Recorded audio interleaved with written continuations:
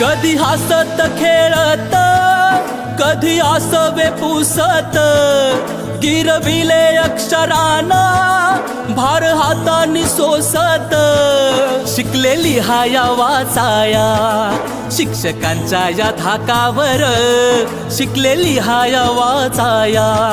शिक्षकांच्या या धाकावर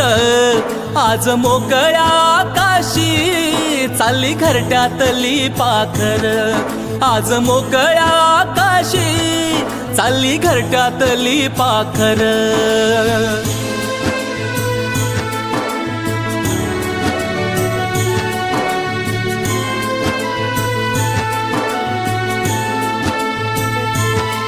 आज निरोपाचा क्षण हा